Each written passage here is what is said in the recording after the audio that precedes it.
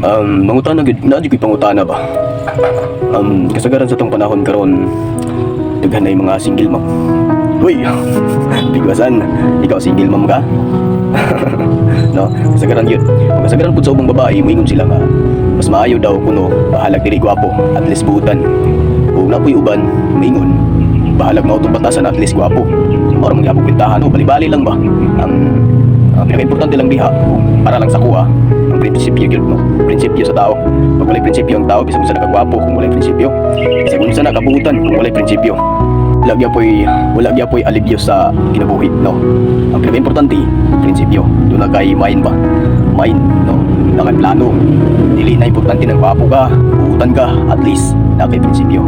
Pero guys, balag single mom na ka. Maabot ang panahon nga paboran ra ka ni God, no?